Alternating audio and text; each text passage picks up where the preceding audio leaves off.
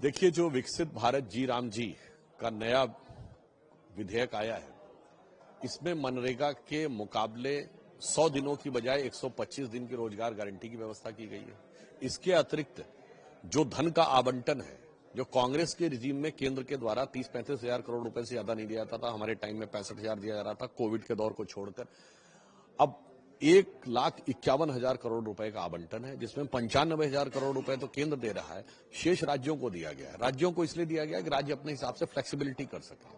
इसके अतिरिक्त उसमें 4 कैटेगरीज बनाई गई हैं काम करने की, जिसमें एक जल संसाधन का है, एक आजीविका निर्माण का है, एक अगर कोई प्राकृतिक आपदाएं आती हैं, बाढ़ या उस ढंग की, उन चीजों से बचाव के लिए है, और फिर जो कंस्ट्रक्शंस होंगे उनको ऐसा नहीं कि लोकल स्तर पर तय नहीं होगा, लोकल स्तर पर ही तय होगा, पर उनके पास जिले और प्रदेश की पूरी जानकारी होगी ताकि वो अपने गांव की बेहतर प्लानिंग कर सके।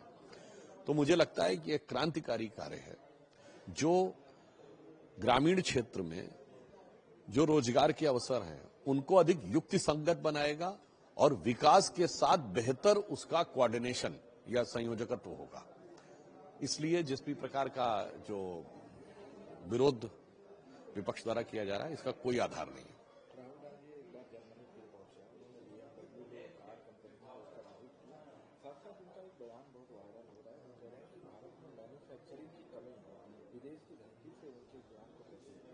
वैसे मुझे लगता है कि राहुल गांधी जी आदतन और फितरतन विदेश जाते हैं और फिर शरारतन वहां से भारत विरोधी वक्तव्य देते हैं, और अब तो ये भी साफ दिखाई पड़ रहा है कि जिन लोगों से वो मिलने गए हैं उनकी संस्थाओं का जॉर्ज सोरस के साथ कनेक्शन है। यहां पर पुनः यह सवाल उठता है कि भारत आज विश्व की बड़ी अर्थव्यवस्थाओं में फास्टेस्ट ग्रोइंग इकोनॉमी है।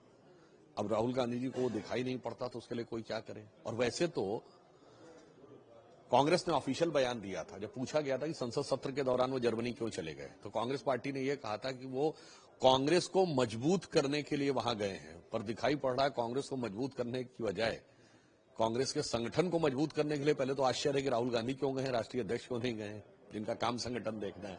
पर ऐसा लग रहा है कांग्रेस को मजबूत करने से ज्यादा भारत को कमजोर करने के लिए वो वहां प्रयत्नशील दिखाई पड़ रहे हैं।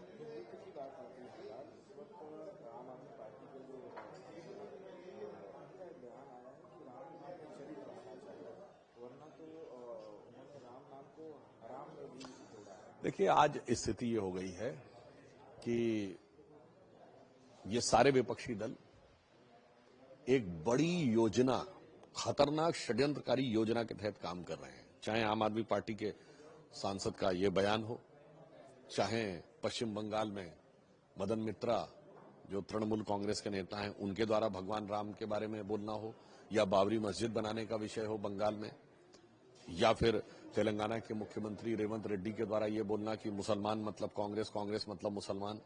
ये एक बड़ी योजना है जो तमिलनाडु में कॉन्फ्रेंस हुई थी, इरेडिकेशन ऑफ सनातन धर्म, यानी हिंदू धर्म का समूल नाश। ये 2022-23 से शुरू हुई और 2021 में दुनिया के विश्वविद्यालयों में हुआ था, इरेडिकेशन ऑफ ग्लोबल हिंदुत्व।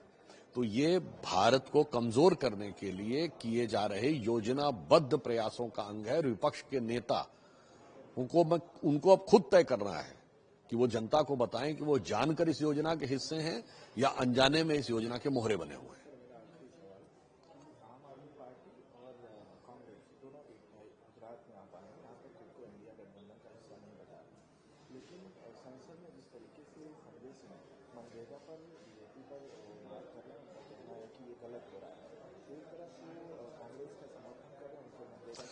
देखिए, जो इंडी गठबंधन के दल हैं इनके साथ यही समस्या है। अब बताइए, केरल में कम्युनिस्ट पार्टी और कांग्रेस एक दूसरे से लड़े और दिल्ली में इंडी गठबंधन में साथ हैं। अब बताइए, आम आदमी पार्टी और कांग्रेस का आपने सवाल पूछा, लोकसभा में साथ साथ लड़े, विधानसभा में अलग हो गए, और साथ लड़ते हुए भी एक दूसरे पर आरोप लगाते रहे जब गठबंधन में साथ थे। तो ये लोग क्या हैं कि मोदी विरोध की मानसिकता से इस कदर पीड़ित हैं कि उससे डर के मारे एक साथ आ जाते हैं, फिर जब नजदीक आते हैं तो फिर एक दूसरे को देख के घबरा जाते हैं। तो इन दलों के ऊपर मुझे वो पुराना हिंदी फिल्म का गीत याद आता है कि मिलो न तुम तो हम घबराएं, मिलो तो आंख चुराएं, हमें क्या हो गया है। वीके न्यूज, राष्ट्र के नाम।